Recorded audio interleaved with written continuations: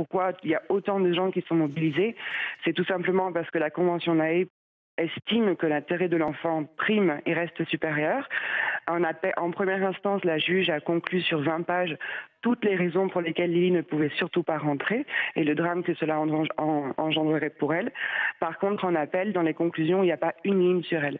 Il n'y a pas une ligne sur Alors, son la environnement. situation actuelle, c'est que la justice vous demande, et vous avez été mise en examen pour Oui. soustraction d'enfants, la Oui. justice vous demande de rendre Lily à son père et qu'elle parte en Afrique du Sud. Oui. Résultat, la problématique, c'est qu'on se retrouve un peu dans un polar, c'est-à-dire que du coup, le papa veut récupérer la fille, et vous, comme vous avez eu cette première décision de justice, vous voulez garder évidemment Lily, et vous avez un comité de soutien qui s'est monté pour vous aider à garder Lily, un comité de soutien très actif. Hein.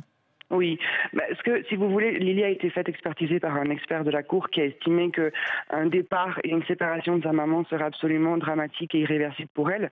Donc un expert de la Cour statue dans ce sens. En tant que maman, c'est très très important parce que, encore une fois, c'est elle qui prime. Et ensuite, la section de recherche, quand je les ai rencontrés, m'ont bien fait comprendre que si elle repartait maintenant, mais que je gagnais en cassation, je ne la reverrai plus. Et Oui, c'est personne pour n'irait la ça chercher. qu'on comprenne bien. C'est parce que vous dites, si Voilà. jamais je la renvoie, je la reverrai pas. Donc c'est pour ça que vous gardez Lily près de vous. Voilà. Lily qui, en fait, là, est à l'étranger avec ses grands-parents. Et en fait, il y a tout un réseau. J'aimerais que vous me parliez un petit peu de ce réseau qui s'organise pour aider, financer, en fait, les déplacements des grands-parents avec Lily. Ce qui compte pour nous, en fait, c'est que Lily soit préservée et protégée, qu'elle ne soit absolument pas exposée à quoi que ce soit.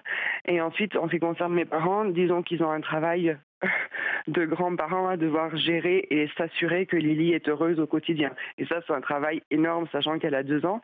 Et eux, c'est leur obsession absolue, en fait. C'est qu'elle fasse son tricycle et qu'elle nage et qu'elle marche et qu'elle mange bien. Et ça, c'est beaucoup, beaucoup de travail, en fait. Et nous, on gère tout le reste. Mais disons que toute notre maison a été déplacée ailleurs. Donc, elle a absolument et pas de tout ce dont elle a téléphone besoin. portable ni d'ordinateur pour vos parents pour ne pas être tracés parce qu'il y a déjà eu une balise GPS sous votre voiture, il y a des détectives qui se sont engagés et c'est pour ça que je dis qu'il y a un polar.